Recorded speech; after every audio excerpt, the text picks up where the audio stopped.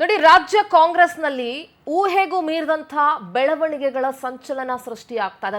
ನಾವು ನೀವು ಯಾರು ಕೂಡ ಇಮ್ಯಾಜಿನೇ ಮಾಡ್ಕೊಳ್ಳೋಕೆ ಆಗ್ತಾ ಇಲ್ಲ. ಅಂಥದ್ದೊಂದು ಡೆವಲಪ್ಮೆಂಟ್ ಆಗ್ತಾ ಇದೆ ಕಾಂಗ್ರೆಸ್ನಲ್ಲಿ. ಪವರ್ ಶೇರಿಂಗ್ ತೆರೆಮರೆಯಲ್ಲೇ ದಿನಕ್ಕೊಂದು ಕ್ಷಣಕ್ಕೊಂದು ಟ್ವಿಸ್ಟ್ಗಳು ಸಿಗ್ತಾ ಇದೆ.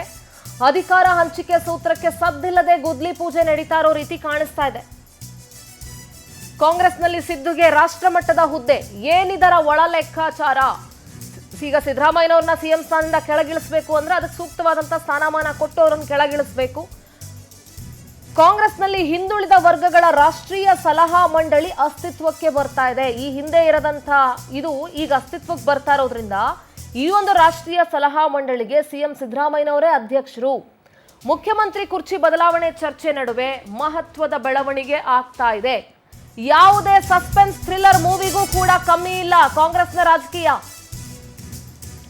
ಮತ್ತೊಂದು ಕಡೆ ನಾಳೆ ಬೆಂಗಳೂರಿಗೆ ಮತ್ತೆ ಕೈ ಉಸ್ತುವಾರಿ ಸುರ್ಜೇವಾಲಾ ಎಂಟ್ರಿ ಕೊಡ್ತಾ ಇದ್ದಾರೆ. ಕಳೆದ ಸೋಮವಾರದಿಂದ 3 ದಿನ ಶಾಸಕರ ಜೊತೆ 1-to-1 ಸಭೆಯನ್ನ ನಡೆಸಿದ್ರು.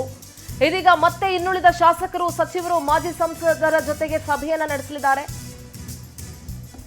ಸುರ್ಜೇವಾಲಾ 1-to-1 ಸಭೆ ಹಿಂದಿನ ಉದ್ದೇಶ ಬೇರೆನೇ ಇದೆಯಾ? ಪವರ್ ಶೇರಿಂಗ್ಗೆ 1-to-1 ಅಭಿಪ್ರಾಯವನ್ನ ಸಂಗ್ರಹಿಸ್ತಾ ಇದ್ದಾರಾ?